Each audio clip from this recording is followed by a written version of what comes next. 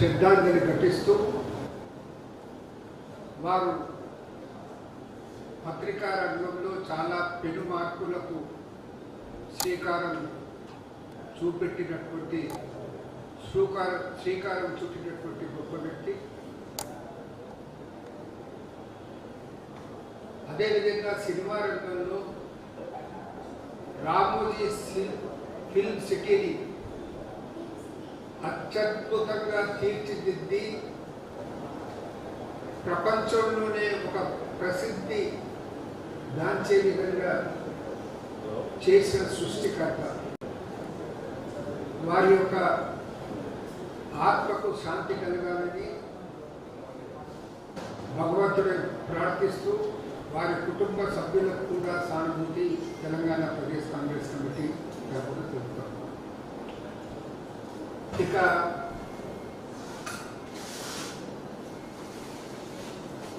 రాజకీయ అంశానికి సంబంధించి వస్తే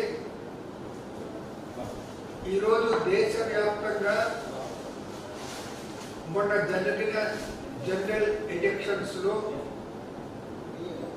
గెలుపు ఎవరిది అంటే ఈ ప్రజల్లో ఎవరిని అడిగినా కానీ ఇది ఇండియా కూటమి, రాహుల్ గాంధీ గెలుపు అనే మాట ప్రతి ఒక్కరి నోట్లో ఉందన్న మాట కూడా మనం చెప్తా ఉన్నాం. ఇది ఎన్డీఏ ప్రభుత్వం ఏర్పడుతున్నా మోడీ ప్రధానమంత్రిగా రేపు శ్రీకారం చేయబోతున్నా ఇది ఎన్డీఏ గెలుపుగా, బీజేపీ గెలుపుగా, మోడీ గెలుపుగా ప్రజలు భావించటం లేదు. రాహుల్ గాంధీ గారు ఈ ఎన్నికలతో ఒక ధీటైన నాయకుడుగా, రాళ్లు దేరిన నాయకుడిగా ఎదగడం జరిగింది. ప్రజలందరూ రాహుల్ గాంధీ గారి లో ప్రస్ఫుటమైనటువంటి నాయకత్వ లక్షణాలతో హర్షాతిరేకాలు వ్యక్తం చేస్తున్నారనే విషయాన్ని కూడా మనం చేస్తూ ఉన్నాం. ఇంత జరిగిన దురదృష్టం ఏంటంటే మోడీలోని అల్పబుద్ధి తగ్గలేదు. ఇంకా కూడా ఆయన ఏది మాట్లాడినా కానీ తన హోదాకు తగ్గట్టు మాట్లాడటం లేదు, అల్పబుద్ధితో మాట్లాడుతున్నారు. నిన్న ఎన్డీఏ పార్లమెంట్ సభ్యుల సమావేశం జరిగింది. ఆ సమావేశంలో మాట్లాడుతూ ఆయన చెప్పింది ఏంటంటే కాంగ్రెస్ కు వచ్చే 10 ఏళ్లలో కూడా 100 సీట్లు రావు. ఆ ప్రస్తావన ఏంటో నాకు అర్థం కాలేదు. కాంగ్రెస్ కు ఉన్న మీద ఉన్న అక్కస్సు ఏందో కూడా నాకు అర్థం కాలేదు, దేశ ప్రజలకు కూడా అర్థం కావటం లేదు. అదేవిధంగా తెలంగాణలో కాంగ్రెస్ సర్కారు విఫలమైపోయింది, అందుకే మాకు రెట్టింపు సీట్లు వచ్చాయన్నమాట ఆయన చెప్పడం జరిగింది. ఆయన వాళ్ళకు 4 నుంచి 8 సీట్లు వస్తే జబ్బలు చర్చుకోండి. కానీ అదే మోడీ 2014లో బీజేపీకి 282 సీట్లు వచ్చి 2019లో 303 సీట్లు వచ్చి ఇప్పుడు 240 సీట్లు వస్తే దానికి కారణాల గురించి ఇప్పుడు తక్కువ వచ్చినమనే మాట ఆయన ఎక్కడ మాట్లాడటం లేదు. ఆ ప్రస్తావనే తీసుకోవటం లేదు. బీజేపీకి సొంతంగా గతంలో 2 ఎన్నికల సమయంలో సంపూర్ణ మెజార్టీ వచ్చినా ఇప్పుడు సంపూర్ణ మెజార్టీ రాలేదు.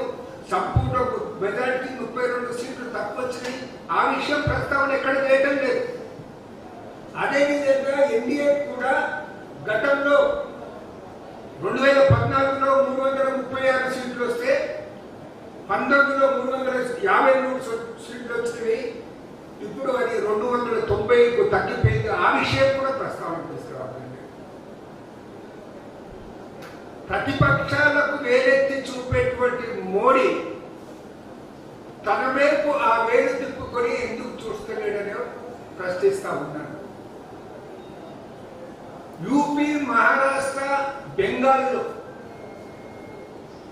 తగిన ఎదురు దెబ్బల గురించి మాత్రం ఎక్కడ ప్రస్తావించడం లేదు. తాను స్వయంగా పోటీ చేసిన వారణాసిలో ఫస్ట్ 2 రౌండ్లలో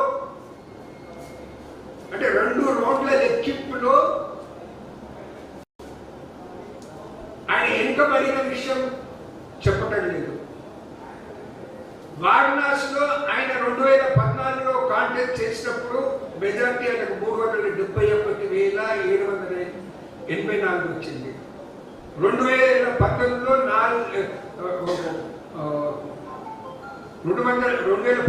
3,71,780 మెజార్టీ వస్తే 2019లో 4,70,505 మెజార్టీ వచ్చింది. అయితే మొన్న జరిగిన ఈ ఎన్నికల్లో ఆయనకు వచ్చిన మెజార్టీ కేవలం 1,52,513 ఓట్ల మెజార్టీ మాత్రమే వచ్చింది. అంటే 2/3 మూడింట 2వ వంతు ఓట్ల మెజార్టీ తగ్గింది. దానికి కారణం మాత్రం ఆయన ఎక్కడా మాట్లాడటం లేదు, చెప్పటం లేదు అనే మాట కూడా మీకు మనం చేస్తా ఉన్నాను. అయోధ్య మందిరం ఉన్నటువంటి ఫైజాబాద్లోనే ఆయన పార్టీ బీజేపీ పార్టీ ఓడిపోయింది మొన్నటి ఎంపీ ఎన్నికల్లో. ఆ విషయం ప్రస్తావన తీసుకురావటం లేదు. ప్రతి ఎన్నికల సభలో కూడా అయోధ్య మందిరం పేరు తీయందు ఉందా, ఆయన ఎందుకు ఓడిపోయారో ఆయన ఆత్మవిమర్శ చేసుకుంటున్నటువంటి తత్వం ఆయనలో కనబడతలేదు. బీజేపీలో అంతర్గతంగా బీజేపీ టాప్ నాయకుల్లోనే అసంతృప్తి అనేది పెళ్ళుబుక్కుతుంది. దాన్ని అణగదొక్కే ప్రయత్నం చేస్తా ఉన్నారు. నిత్యం నడ్డా, అమిత్ షాలు మోడీని తెగ పొగుడుతూ అసంతృప్తి జ్వాలలు అనేది బయటకు రాని విధంగా ప్రయత్నం చేస్తున్నారు. అందుకే రిజల్ట్స్ వచ్చిన తోడనే ముందుగా పార్లమెంట్ సభ్యుల సమావేశం ఏర్పాటు చేయలేదు. వాళ్ళ బీజేపీ పార్లమెంట్ సభ్యుల సమావేశం ఏర్పాటు చేయలేదు. వాళ్ళ నాయకుడిగా ఎన్నుకోబడలేదు. అంతకుముందే ఎన్డీఏ నాయకుల సమావేశం ఏర్పాటు చేసేసి వాళ్ళ నాయకుడిగా ఎన్నుకున్నట్టు ఒక డ్రామా చేయడం జరిగింది. ఇవన్నీ ప్రజలు గమనిస్తున్నారు. నితీష్ చంద్రబాబు గారు వారికి ఉన్న పరిధిలో కంపల్సరీస్ దృష్ట్యా ఎన్డీఏకు సపోర్ట్ చేస్తూ ఉన్నారు. వారికి విజ్ఞప్తి చేస్తూ ఉన్నాను, మీరు అప్రమత్తంగా ఉండండి, మోడీని నమ్మకండి. ఒకవేళ మీరు మోడీని నమ్మితే వారు మోడీ గారు మిమ్మల్ని నట్టేట ముంచుతారు. కాబట్టి అప్రమత్తంగా ఉండండి వారికి విజ్ఞప్తి చేస్తూ ఉన్నాను. Thank you.